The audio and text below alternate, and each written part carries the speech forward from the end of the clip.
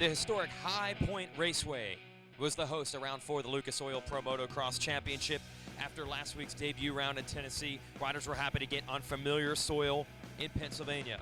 But of course, familiarity at High Point means there's going to be a little rain and a little bit of mud, and the riders were dealing with it early in the day in practice. But by the time the motos loomed, the track was in good shape, the weather was clear, and it was time for some of the best racing you're going to see. And the Lucas Oil Pro Motocross Championship, it's the RacerX Motocross Show, presented by motosport.com. What's up? It's Tommy Week. You're watching the RacerX Moto Show. Welcome to Morgantown, West Virginia, or near it. We're on the Mason-Dixon line for the 36th running of the High Point National, brought to you by GEICO. Here's your highlights of 450 Moto 1. Jason Weigandt, I'm your host. See the track a little bit muddy as James Stewart and the local product Shane Durham survey it before the first moto. Rained a lot on Thursday and Friday. It was actually pretty good on Saturday, and the track was drying out throughout the practice sessions. Moto number 1, bad news for everyone. Ryan Villopoto grabs the whole shot. Justin Barcia gets by him temporarily, makes a mistake, and here we are on lap 1, and Villopoto's already starting to pull away. Doesn't even need to clear the incredible Huck double jump to slide away from the rest of the field, including Barcia, Rattray, Ryan Dungey, Andrew Short all up front.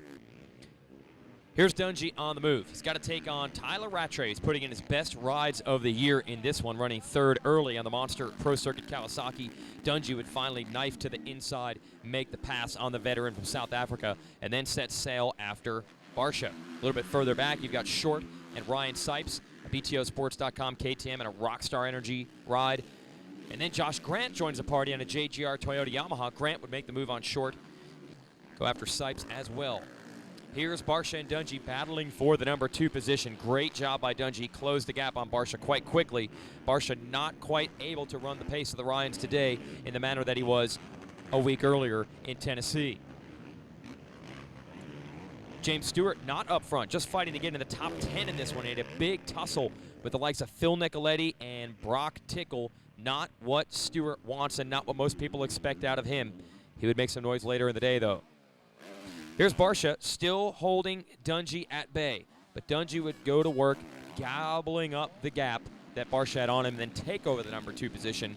At this point, though, there was a huge lead for Villopoto, and there was nothing Dungey could do with it, although he did match Villopoto's lap times throughout the second half of the race. Like we said, Barcia lost a little bit of ground to the Ryans today. He wasn't able to challenge them in the same manner that he was in Tennessee. As for his Honda Muscle Milk teammate Trey Kennard, a terrible start. He'd rebound to finish inside the top 10. Grant, by the way, 5th in this one. That's his best result of the year. Villopoto, meanwhile, he ties his best result of the year. Yeah, another moto win. He's won all but one so far this year. 450 moto number 2 as Rattray and the boys roll down to the starting line area. James Stewart just lucky to be out there. Cut his eye with a rock in moto number 1. Ryan Villopoto obviously very excited to be out here for the motos.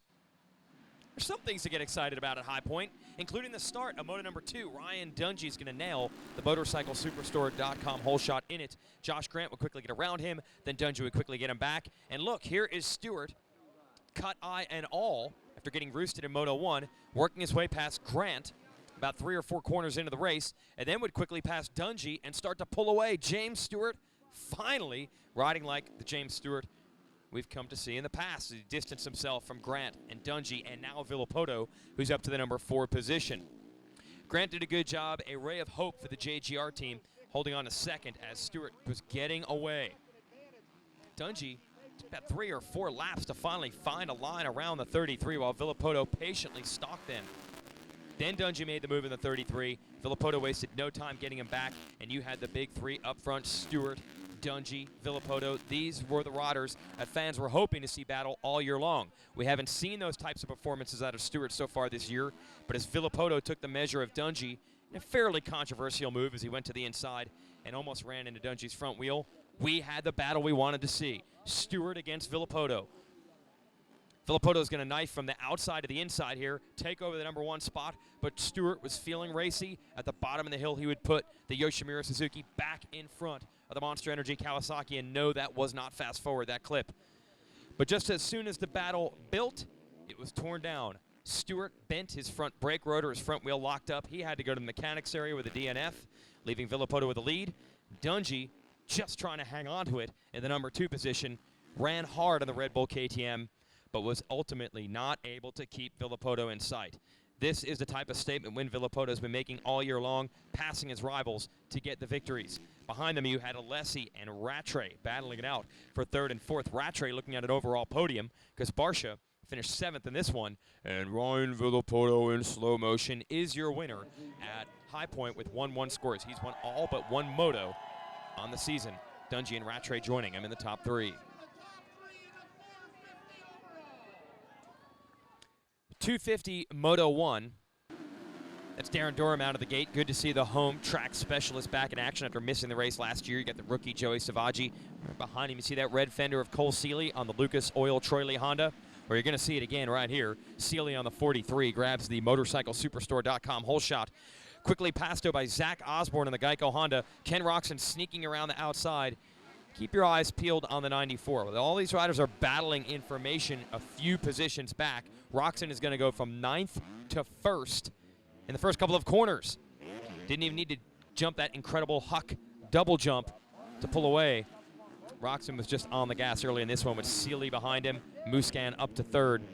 Bad start for Eli Tomac. He had a lot of work in front of him. Durham, Anderson, his GEICO Honda teammates, Bogle and Osborne were in front of him as well. Tomac just trying to get as far up in the order as he could. Osborne takes out Anderson. Then later, Blake Baggett goes down. Osborne and Durham ran into him. 250 class, these guys are in close formation. One mistake leads to drama, except for the leader, Roxon. Like we said, you pass 9 dudes on one lap, you're going to earn yourself a pretty big lead in the moto. Muscan quietly into the number 2 spot, just like he did a week ago in Tennessee.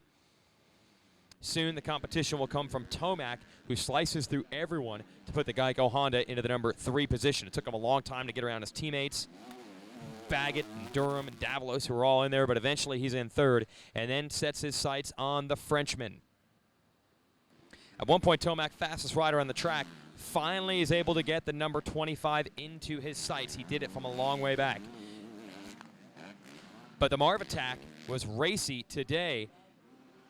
Once he got the challenge from Tomac, he turned it up. A little bit later in the race, last lap, he got a battle between Cooper Webb and Bogle to try to get a piece of the top 5. But watch this. Muscan, responding to the challenge from Tomac, gets back away and almost closes up to his teammate, Roxon, who wins it. That's 4 straight Moto 1 wins for Ken Roxon, Muscan, and Tomac, 2nd and 3rd.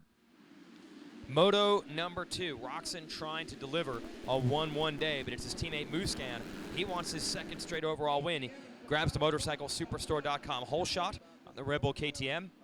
Jeremy Martin of the MyPlash Star Racing Yamaha right with him. Then it's Osborne, Savaggi, a bunch of the Monster Energy Pro Circuit Kawasaki boys, and a bad start for Tomac.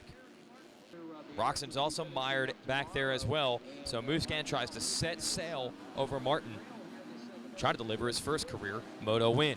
But you can see the 94 of Roxon starting to peak at the top 5 and try to get close to his teammate. Here's Muscan. Zach Osborne takes over 2nd.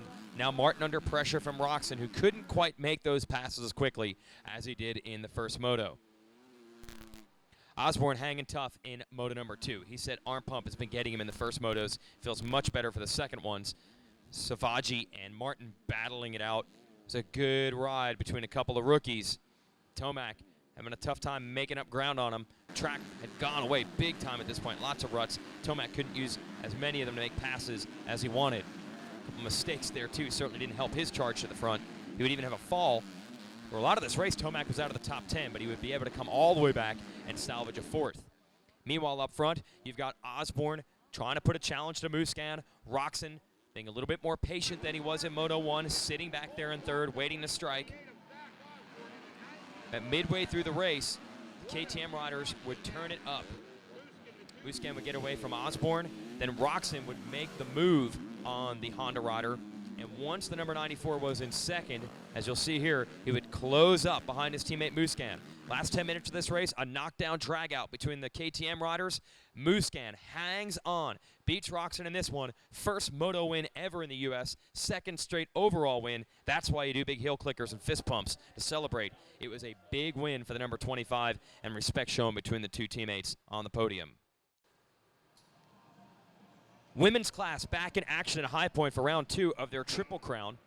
Off the start, pair of Yamaha riders, Mackenzie Tricker, the youngster out of Australia, and the veteran American, Number 2, Jessica Patterson, along with Japan's Sayaka Kaneshiro up front. You could see how difficult this track was, all the rain they had taken on earlier in the week. But it certainly didn't slow down Tricker and Patterson, who set sail up front. But check out Kaneshiro. Due to some inconsistency of other riders, the Honda riders actually leading the points in this series actively since Courtney Duncan, your Hangtown winner, is out with a wrist injury, and Kaneshiro kept Patterson and Tricker in sight. Yeah, good racing up front between Tricker, basically a rookie to the pro ranks, and Patterson, the 6-time champ. Here they are side by side past the mechanics area. Tricker on the Rock River Yamaha having none of it. Patterson riding an NFAB tie lube Yamaha would try to get by her. Then finally, on the last lap, Patterson takes the lead. Tricker said she was riding with a knee injury in that one. He kept popping out. It allows Kaneshiro to take over second, and a disappointed Tricker ends up third after leading most of the moto. Moto number 2, Patterson sure had to work for it in that first moto to get around Tricker on the last lap. Didn't want to mess around this time. And the number 2 is going to put her NFAB tie lube Yamaha up front off the start. Now that's all good as far as for Patterson winning the overall, but in a 3-race championship series, she's got serious ground to make up in the points. And the rider that's leading the standings, Kaneshiro, was darn strong today, second in that first moto. And look, she would not let JP Money off the hook, kept the heat on her throughout this second moto on the Honda Muscle Milk machine. Kaneshiro doing what she needs to do, doesn't have to beat Patterson in the moto to get the title. She just needs to stay steady. Also credit to Taylor Higgins on the 84 Honda here, who would take third overall. Tricker, of course, having that knee injury, which opened the door for that. There it is, checkered flag, 1-1 performance for JP Money. But Kaneshiro on the left carries a 14-point lead in the finale at Southwick. Let's talk to the Styla for our post-race show. And we're here with Tyler Rattray, who has his first career 450 podium. It's a track where you got your first win here in the U.S. Something coming together for you, or just a good day? What was the secret? Yeah, we did a lot of testing this week with Pro Circuit, obviously with engine and also suspension change. Made a couple big changes, and it was definitely, for me, a lot better. I think we're moving in the right direction. Obviously the team from Merch and also the guys working there, it's also new, the 450 team. Yep. So, also with the triple air fork that we have, that's all new for us. So it's taken some time to get a good setting, but I'm happy we found that good setting now. I know last year on the 450 wasn't what you wanted. You got that moto in at Southwick, but overall it was a struggle here and there, and the first couple races weren't so good. So are we now finally seeing what we should expect from you every week? Yeah, definitely. Like I said, we made a big change this week, so really happy with that, how everything turned out, and it was good to come here, see how it goes here. This track was really technical, and had a lot of traction too. So it was good to come here, I think, and see where we were at, and happy we've got the bike pretty good now. Yeah, and they put the bike on the podium. That's Tyler Rattray. We got a weekend off. We'll see you at Budds Creek. That's your GEICO High Point National. It's a RacerX Motocross show presented by motorsport.com. See you in 2 weeks.